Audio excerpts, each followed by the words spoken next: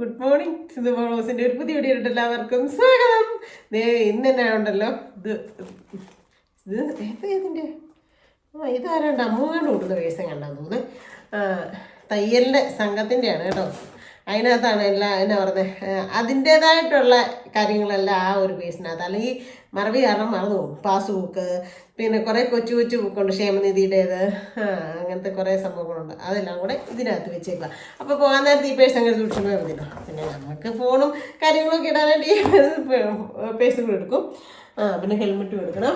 അപ്പം ഇന്ന് 2 കമ്മിറ്റിയുണ്ട്. കുടുംബശ്രീയുടെ കമ്മിറ്റിയുണ്ട്, അതുപോലെ തന്നെ തയ്യലിൻ്റെ കമ്മിറ്റിയുണ്ട്. അപ്പം 2നും കൂടെ പോവാണ്. പോയിട്ടൊക്കെ വരാം. അപ്പോൾ പോകുന്ന വഴിക്ക് ഞാൻ ചിലപ്പോഴാണെങ്കിലും മേരിയോടത്തൊക്കെ ഒന്ന് പോകും. പോകുന്ന വഴിക്കുള്ള വിശേഷങ്ങളും കാര്യങ്ങളൊക്കെ കാണിച്ചു തരാം. പിന്നെ വേറെ വിശേഷങ്ങളും കാര്യങ്ങളൊന്നുമില്ല. രാവിലെ മുതൽ അടുക്കുമ്പറക്കും തൂക്കിമാരും പണിയൊക്കെ ഇന്നും ഈ തൂക്കിച്ച മരിച്ചൊക്കെ നിങ്ങളെ എണ്ണ കാണിക്കാനെന്ന് ഓർത്ത് വീഡിയോ ഒന്നും എടുത്തിട്ടില്ല. പിന്നാണെങ്കിലും 2:30 സംഘം 2:15 ഈ പരപ്പേല മാതാവിൻ്റെ പള്ളിയിലേക്ക് അവിടുന്ന് കുറച്ചുകൂടെ അപ്പുറത്തോട്ട് പോകണം. പരപ്പേ പെട്രോൾ പമ്പിൻ്റെ തൊട്ട് ബാക്കിലിരിക്കുന്ന വീടാണ് കേട്ടോ. അപ്പം ഞാൻ വിലാസിൻ ചേച്ചിയുടെ വീട്ടിലാണ് ഇന്ന്. അപ്പോൾ പോയിട്ടൊക്കെ വരാം. കുറേ എന്നാ പോകുന്ന വിശേഷങ്ങളോ കാര്യങ്ങളോ ചിലപ്പോൾ അവരെല്ലാവരും കൂടെ ഉള്ള വീഡിയോയോ ഒക്കെ ആയിരിക്കും ഇന്നത്തെ വീഡിയോ. അപ്പോൾ നമുക്ക് നേരമായി വീഡിയോ ഉണ്ടല്ലോ, വായോ. അപ്പം വേണ്ടേ പുത്തമ്മേശ്വരിയൊക്കെ വിരിച്ചു കേട്ടോ. വലിയ കുഴപ്പമില്ല. കണ്ടോ, 200 രൂപ കേട്ടോ ഇതിന്. മറ്റേ കിടന്നതിൻ്റെ പുറത്തോട്ട് തന്നെ ഞാൻ അങ്ങ് വിരിച്ചു വെച്ചു. കീറുവോന്ന് അറിയത്തില്ല, പെട്ടെന്ന് കീറുന്ന സൈസാണോ എന്നറിയത്തില്ല. എന്തായാലും കുഴപ്പമില്ല. ഇന്ന് ഞങ്ങളുടെ സംഘം വിലാസിൻ ചേച്ചിയുടെ വീട്ടിലാണ് കേട്ടോ. അയ്യോ, ഈ വീടിനകത്തും അത് കയറിയിട്ട് എനിക്ക് പറയാൻ പറ്റില്ല. ഭയങ്കര സന്തോഷം കേട്ടോ. നല്ല സൂപ്പർ വീട് കേട്ടോ. ഇത് നോക്കി, ഇതെല്ലാം ഉണ്ടല്ലോ ഇവിടുത്തെ പിള്ളേർക്ക് സമ്മാനം കിട്ടുന്നതാണ് കേട്ടോ. ഇങ്ങനെ ഡ്രോയിങ് ഒക്കെ ചെയ്തതിന് കൂടുതൽ കിട്ടുന്നതാണ്. പക്ഷേ ഇതിനകത്ത് വന്ന് കേട്ടോ ഒരു ഭയങ്കര പോസിറ്റീവ് അല്ലേ. നല്ല ഭംഗിയുണ്ട്, നല്ല രസം. അയ്യോ, അങ്ങോട്ട് നോക്കി ഗുരുദേവൻ്റെ അതാണ് അവിടെയൊക്കെ. പൊളി, സൂപ്പർ അല്ലേ. അതെ, അടിപൊളി അടിപൊളി. അപ്പം ഞങ്ങൾ 2-3 പേരെ വന്നിട്ടുള്ളൂ, വരുന്നേ ഉള്ളൂ കേട്ടോ ഞങ്ങളുടെ സംഘക്കാരൊക്കെ. അപ്പം അടുക്കള കാണാൻ വരുമ്പോൾ ഒരു ചടങ്ങുള്ളതാണ്. പക്ഷേ അതെ മറന്നു പോയി കേട്ടോ. അപ്പോൾ വിലാസിൻ ചേച്ചിയുടെ വീട്ടിലാണ് ഇന്ന് ഞങ്ങളുടെ സംഘം. ചേച്ചി നമ്മുടെ സ്വന്തം ചേച്ചിക്കുട്ടിയാണ് കേട്ടോ. ഇവിടെ നിന്ന് വന്നിട്ട് നല്ല രസം കേട്ടോ. എനിക്ക് ഇവിടുത്തെ വീട് ഭയങ്കരമായിട്ട് ഇഷ്ടമായി. ഭയങ്കര അടുപ്പി കത്തിയിലൊന്നും ഇല്ലേ മോളെ? അടുപ്പി കത്തിയിലൊന്നും ഇല്ലേ? വല്ലപ്പോഴും ഉള്ളല്ലേ. അപ്പം ചേച്ചി അവിടെ ചായയൊക്കെ എടുക്കുന്നുണ്ട്. ചായയൊക്കെ എടുക്കട്ടെ. ഞാൻ ഇവിടെ മൊത്തം കാണിച്ചു തരാം കേട്ടോ. നല്ല സെറ്റ് വീടും കാര്യങ്ങളും എല്ലാം കേട്ടോ. ബാ, വീട് മൊത്തം കണ്ടു. സൂപ്പറാ. എനിക്ക് ഏറ്റവും ഇഷ്ടപ്പെട്ടത് ഇവിടെ കേട്ടോ. ഞാൻ കുളിച്ച് എനിക്ക് ഭയങ്കരമായിട്ട് ഇഷ്ടപ്പെട്ടതെന്ന് വെച്ചാൽ ഭയങ്കരമായിട്ട് ഇഷ്ടപ്പെട്ടത്. ഞാൻ ഇന്നലെ മുംബൈ മെല്ലോസിൻ്റെ ബോംബെ പോയില്ലേ, അപ്പം അവരുടെ അവിടെ ഇങ്ങനെയാണ്. എന്നിട്ട് ലൈറ്റ് ഇടുമ്പോഴത്തേനും എല്ലാം സെറ്റാന്നറിയാം. മൂള ഞാൻ പറയുന്ന കേട്ടിട്ട് മൂളി കേൾക്കണ്ടതോ? ഞാൻ ഉഷേച്ചിന് പറഞ്ഞതായിരുന്നു. ഉഷേച്ചി എന്റെ മുഖത്തോട്ട് നോക്കി. ഉഷേച്ചി ചായ, ഏത്തക്ക പോളി, കടുപ്പുണ്ടോന്ന് നോക്കണേ.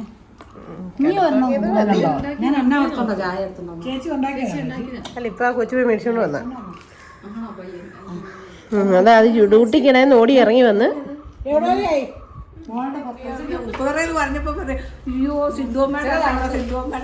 ആണോ? അപ്പൊ ഓവൻ ചേച്ചി ഹരിപ്പാട് പോയേക്കുവായിരുന്നു കേട്ടോ. ഹരിപ്പാട് വന്നപ്പോ എന്റെ ഫാമിലി മെമ്പേഴ്സ് ഒത്തിരി പേര് അന്വേഷിച്ചത്. ഞാൻ ഇച്ചിരി നെഗളിക്കുന്നുണ്ട്. അത് കണ്ടിട്ട് ഒരു കുശുമ്പി ചായ കുടിച്ചോണ്ട് ചിച്ചടിക്കുന്നുണ്ടോ. അയ്യോ, ചായ ഏത്തക്കാവളി ഉണ്ട്, ഞങ്ങള് കഴിച്ചു. അയ്യോ മതി. ഹരിപ്പാടും ചേർത്തലയൊക്കെയാ നമുക്ക് ഒത്തിരി ആൾക്കാരുണ്ട്. എന്നിട്ട് വയ്യാഴി കുറവുണ്ടോ? ഇതന്നെ വിലാസിൻ ചേച്ചി കസാര ഒന്നിക്കൊണ്ടിരുന്നേ.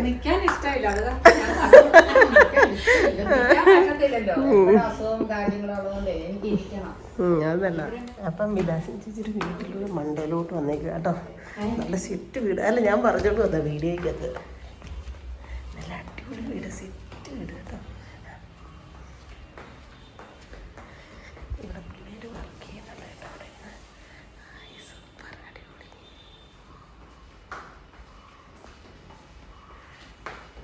നല്ല അടിപൊളി രസമുണ്ട് കേട്ടോ സോമൻ ചേട്ടൻ്റെ വീട് കാണാൻ. സോമൻ ചേട്ടനും വിലാസിനി എന്നുമാണ് ചേച്ചിയുടെയും ചേട്ടൻ്റെ പേര് കേട്ടോ. സൂപ്പർ പിള്ളേർ ഇവിടെ ഇരുന്നുണ്ട്, വർക്ക് ചെയ്യുന്നുണ്ട്. മോനും മോളും അവർ മണ്ടയിലുണ്ട് കേട്ടോ. നല്ല ഭംഗി തന്നെ. ഓരോ സോണും അവിടെ സംഘം കൂടിക്കൊണ്ടിരിക്കുക. പക്ഷേ എനിക്കിതെല്ലാം കണ്ടപ്പോഴത്തേനും ഒരു ഭയങ്കര ഭയങ്കര ഇഷ്ടം വന്നിട്ട് ഞാൻ വന്ന കേട്ടോ. അതേ ഒരു സൈസ് മുല്ലപ്പൂ കണ്ടോ, സൂപ്പർ, നല്ല രസമുണ്ട് കേട്ടോ. എന്നാ ഭംഗിയാണ് ഈ വീട് കാണാനായിട്ട്, സൂപ്പർ വീട്, സെറ്റ് വീട്. അപ്പോൾ എൻ്റെ ഡിയോ കുട്ടനെയൊക്കെ ഞാൻ തണലത്ത് കൊണ്ട് വെച്ചേക്കുവായിരുന്നു കേട്ടോ. നല്ല രസമുണ്ട് ഇവരുടെ വീടും മുറ്റും പരിസരമൊക്കെ കാണാൻ. നല്ല രസമില്ലേ അവൻ ചേച്ചി കാണാനായിട്ട് അല്ലേ? നല്ല അടിപൊളി കേട്ടോ, സൂപ്പർ. എനിക്കിവിടെ ഭയങ്കരമായിട്ട് ഈ പ്രദേശവും എല്ലാം ഭയങ്കരമായിട്ട് ഇഷ്ടപ്പെട്ടു. ഓ പിന്നെ നോക്കുന്നുണ്ട് എങ്ങനെയുണ്ട്, സൂപ്പറാ അല്ലേ? നല്ല നോക്കിയിട്ട് ആ അതെ, നമുക്ക് പണിയാടി, ഒന്നും നോക്കണ്ട, നമുക്ക് പണിതേക്കാം. ആ അതെ, ആ ഉറപ്പായിട്ടും കുഞ്ഞുങ്ങൾക്ക് അല്ല, ഇവിടെയും കുഞ്ഞുങ്ങൾ ജോലി ചെയ്തല്ലേ ആ തോന്നുന്നു. വിലാസിനി ചേച്ചി വേണ്ട, അതിൻ്റെ ഒരു കുഞ്ഞു തൈ കൊടുക്ക, അത് ചോദിച്ചതല്ലേ. ആ ഇതില്ലേ കഷ്ടമല്ലേ, അതെടുക്കല്ലേ വേറെ. ഓ അങ്ങനെ വന്നാന്ന് കാണാനായിട്ട്. അത് അമേരിക്കന്ന് കൊണ്ടുവന്നാ അല്ല, ഈ ചെടി ഈ പൂ മാത്രമേ ഉള്ളൂ, അല്ലേ ഉണ്ടായില്ല. ഓ എല്ലാരും ചെടിയും പൂവും പറിക്കാനുള്ള പൂക്കാണേ നോക്കി, പുറകെ നടക്കുമോ ചെടിയും പൂവും. ഏതാ അതേന്ന് പറിക്കില്ലെന്ന്, വേറെ തരാന്ന്. എല്ലാം നല്ല രസമുണ്ടല്ലേ, ഇതൊക്കെ മേടിച്ച് വെച്ചേക്കുന്ന. അത് ഇത് കൂട്ട് പിന്നെ ഇപ്പം വെയിലായോണ്ട് വേണ്ട. അത് കണ്ടോ ഉഷേജി, ഒരു സൈസ് മുല്ല. ഇപ്പം മുല്ലപ്പൂ, പക്ഷെ അത് ശരിക്കും മുല്ലപ്പൂ ആണോ എന്ന് ഞാൻ നോക്കുമായിരുന്നു. അല്ല ഉണ്ട്, അവളുടെ കൊടയും കൊണ്ട് തന്നെ കണ്ടോ, മണമില്ല. പക്ഷെ ആ അല്ല, ഇത് ഒറിജിനൽ മുല്ല അല്ല ഉഷേജി, ഒറിജിനൽ മുല്ലയല്ല. അല്ല ഇതെന്തോ വേറെ മുല്ലയാ. എൻ്റെ പൊന്നെ ചെടിക്ക് പോയി നിൽക്കുന്നു നോക്ക്. ഇത് എല്ലാ ചെടിയും മേടിക്കുന്നുണ്ട് പോയി നിന്ന് കേട്ടോ. തൈ എടുക്കുകയാണ് വിലാസി ചേച്ചിയെ കൊണ്ട്. നിങ്ങൾക്ക് ചെടി വേണ്ടേ? ഞാൻ മേരിയോളം വരെ പോയിട്ടേ വരുന്നുള്ളൂ. വേണ്ടേ? ഓ ശരിയാന്നില്ലല്ലോ ഇപ്പം. അപ്പം എൻ്റെ പുത്തസാരിയുടെ ബ്ലൗസ് തയ്ക്കാൻ കൊടുക്കാനായിട്ട് വന്നിട്ടുണ്ട് കേട്ടോ. വേറെ അങ്ങോട്ടേക്കുമല്ല ഞാൻ വന്നിരിക്കുന്നത്, നമ്മുടെ സ്വന്തം ക്യൂട്ട് ലേഡിയിലോട്ടാണ് കേട്ടോ. ഓ ക്യൂട്ട് ലേഡി തന്നെയാ പേര് തന്നെ. ആ അപ്പോൾ നേട്ടെ ഞാനും കൊണ്ട് തന്നിട്ടുണ്ട്. നല്ല സൂപ്പറായിട്ട് തയ്ച്ചു വെച്ചേരാ കേട്ടോ. അമ്മൂൻ്റേത് നല്ല അടിപൊളിയായിരുന്നു, എല്ലാവർക്കും ഇഷ്ടപ്പെട്ടു. റീൽസ് ഒക്കെ ഇട്ട് കണ്ടില്ലേ? സൂപ്പറായിരുന്നോ? അടിപൊളി. അപ്പൊ അടുത്ത് നമുക്ക് സെറ്റ് ആക്കാം. ആ അതെ, ഇനി ഓരോ മോഡൽ അമ്മൂനെ വരുമ്പോ തയ്പ്പിച്ച് പരീക്ഷിക്കാം. ഓക്കെ എന്നാ ശരി. എന്നാ അതിൻ്റെ നന്നായിട്ട് തയ്ച്ചു വെച്ചേരെ. വ്യാഴാഴ്ച മറന്നു പോണ്ട. ഓ ശരിയത്. ശരിയതാ. കൂട്ട് വന്ന് നല്ല പച്ചമാങ്ങ ഇട്ടിട്ടുണ്ട് കേട്ടോ, നല്ല സൂപ്പർ പച്ചമാങ്ങയെ. ആയി ഇത് കണ്ടോ, നമുക്ക് അച്ചാറിടാം കേട്ടോ. നാളെ ആട്ടെ ഒരു വെറൈറ്റി അച്ചാറിൻ്റെ ഷോർട്ട് വീഡിയോ വരുന്നതായിരിക്കും. ഇത് കണ്ടപ്പോൾ എനിക്ക് അങ്ങ് ഇഷ്ടം തോന്നി മേടിച്ചാൽ 100 രൂപ കേട്ടോ, 1 കിലോ 100 രൂപ. നല്ല ഫ്രഷ് മാങ്ങായ, ഇവിടുത്തെ തന്നെ മാങ്ങായ, വേറെ പുറത്തുനിന്ന് വന്നിരിക്കുന്ന മാങ്ങയല്ല ഇത്, ഞെട്ടുഴിയാണ് മൂവാണ്ടൻ. അപ്പോൾ ഇവനെ ഞാൻ മേടിച്ചു. സംഘത്തിൻ്റെ പേഴ്സിനി മാറ്റി വെക്കട്ടെ. ഇനി കുടുംബശ്രീയുടെ കമ്മിറ്റിയുണ്ട്, അതിന് പോകണം കേട്ടോ. അപ്പോൾ ഇനി അടുത്ത സംഘത്തിലോട്ട് പോവുകയാണ് കേട്ടോ. തയ്യലിൻ്റെ സംഘം കഴിഞ്ഞ് വീട്ടിൽ വന്നു. ഇന്ന് മൊത്തം എന്നാ പറഞ്ഞു, വീട്ടിലെ കുറേ പണിയും കാര്യങ്ങളും ഒക്കെ ഉണ്ടായിരുന്നു. ഇന്നലെ 1-ാം തീയതി മൊത്തം കറക്കമല്ലായിരുന്നു, അതുകൊണ്ട് വീട്ടിലെ കുറേ പരിപാടികളുണ്ടായിരുന്നു. ഇന്ന് രാവിലെ മുതൽ പണിയായിരുന്നു, അലക്കും പിറക്കും കുക്ക് ചെയ്തും അങ്ങനെയൊക്കെ. പിന്നെ എന്നാ പറയുന്നത്, 2:15 ഇവിടുന്ന് പോയതാണ്. കൂട്ടിപ്പം വന്നത് 4:30 ഒരു സംഘം കഴിഞ്ഞ്. ഇനി അടുത്തത് അതേ 5 മണിക്ക് അടുത്ത സംഘം. 5:05 സ്കൂട്ടി കൊണ്ട് പോകുന്നതുകൊണ്ട് 5:10 ചെല്ലാവല്ലോ നിർത്തം, 2 വീടിൻ്റെ അപ്പുറത്താണ് കേട്ടോ. അപ്പോൾ എന്തിനാ സിന്ധു ഇവിടെ വരെ പോകുന്നതിന് സ്കൂട്ടി കൊണ്ട് പോകുന്നതെന്ന് നിങ്ങൾ വിചാരിക്കും. അതിൻ്റെ പിന്നിലൊരു കാര്യമുണ്ട്, പറയാം കേട്ടോ. പിന്നെ ഹരിപ്പാട് നമ്മുടെ തയ്യലിൻ്റെ സംഘത്തിലുള്ള ഓമൻ ചേച്ചി, അതായത് പണ്ട് മുതലുണ്ടായിരുന്ന ഒരു പലചരക്ക് കടയാണ് രവിയമ്മയുടെ കട കേട്ടോ. ഞാനൊക്കെ വർഷങ്ങൾ ആറ്റയിൽ താമസിച്ചപ്പോഴേ രവിയമ്മയുടെ കടയിൽ നിന്നായിരുന്നു സാധനങ്ങളൊക്കെ മേടിക്കുന്നത് കേട്ടോ. അപ്പം രവിയമ്മൻ്റെ വൈഫാണ്. ഞങ്ങളെല്ലാവരും ഉപ്പുകാർ മൊത്തം രവിചേട്ടൻ എന്നാണ് പേര്. രവിയമ്മാവ എന്നായിരുന്നു വിളിച്ചുകൊണ്ടിരുന്നത്. ആൾ മരിച്ചുപോയി. ആളുടെ വൈഫ് ഞങ്ങളുടെ കൂടെയാണ് ഓമൻ ചേച്ചി കേട്ടോ. അപ്പോൾ ഓമൻ ചേച്ചിക്ക് ചെറിയൊരു വയ്യാഴിയൊക്കെ വന്നിട്ട് ഈയിടെ ഇളയ മോൻ ഹരിപ്പാട് അവിടെ പോയിട്ടുണ്ടായിരുന്നേ. അപ്പോൾ ഒത്തിരി പേര് വന്നപ്പോൾ അയ്യോ സിന്ധുവിനെ അന്വേഷിച്ചു, എന്താ ആൾക്കാരാ സിന്ധുവിനെ അറിയാമോ എന്ന് ചോദിച്ചു. ഒത്തിരി പേര് വന്നു, ഒത്തിരി പേര് പരിചയപ്പെട്ടു. എൻ്റെ പൊന്നെ ഭയങ്കര സിന്ധുവിനെ എല്ലാവർക്കും ഭയങ്കര ഇഷ്ടമാണ് കേട്ടോ. അതൊക്കെ ഓമൻ ചേച്ചി വന്നപ്പോൾ പറഞ്ഞു. ഒത്തിരി സന്തോഷം, ഒത്തിരി സന്തോഷം. കാരണം ഓമൻ ചേച്ചി ആ സ്പിരിറ്റോട് കൂടി വന്ന് കയറിയത് എന്നെ കണ്ട ഉടനെ പറഞ്ഞു എനിക്ക് വീഡിയോ എടുക്കാൻ പറ്റിയില്ല, അല്ല ഞാനത് വീഡിയോ എടുത്തേരെ. പിന്നെ ഞങ്ങൾ സംഘമൊക്കെ കൂട്ടി സംസാരിച്ചപ്പോൾ വീണ്ടും ഒന്നുകൂടെ പറഞ്ഞു, അതാണ് ഞാൻ വീഡിയോ എടുത്തത് കേട്ടോ. എനിക്കത് കേട്ടപ്പോഴേ ഉള്ളു നിറച്ച് സന്തോഷം തോന്നി. കാരണം എന്താണെന്ന് വെച്ച് കഴിഞ്ഞാൽ നമ്മളെ സ്നേഹിക്കുന്ന ഒത്തിരി പേര് ഓരോ ജില്ലകളിലും ഓരോ നാടുകളിലും ഉണ്ടെന്ന് അറിയുന്നതിൽ അതൊരു വലിയ ഭാഗ്യമല്ലേ. കാരണം ഒത്തിരി സന്തോഷം കേട്ടോ. എല്ലാവരോടും ഒരുപാട് താങ്ക്സ്. നിങ്ങളൊക്കെ എന്നെ അന്വേഷിക്കുന്നു. നമ്മുടെ ചാനലിൽ അവരെ എന്നാ പറഞ്ഞത്, എൻ്റെ തയ്യലിൻ്റെ സംഘത്തിലെ ചേച്ചിമാരെയാണേലും എൻ്റെ കുടുംബശ്രീയുടെയൊക്കെ ആണേലും എന്നെക്കൊണ്ട് പറ്റുന്നതൊക്കെ ഞാൻ ചിലപ്പോഴൊക്കെ ഷെയർ ചെയ്യാറുണ്ട്. അപ്പം ചിലർക്ക് ക്യാമറയ്ക്ക് ഇഷ്ടമില്ലാത്തവരെയൊക്കെ ആയിരിക്കും ഞാൻ കാണിക്കാത്തത്. പക്ഷേ ഭയങ്കരമായിട്ട് സന്തോഷം തോന്നിയേ. പിന്നെ അന്നേരം മിൻചേച്ചി പറഞ്ഞു, മിൻചേച്ചിക്ക് ഒരു നാത്തൂനുണ്ട്.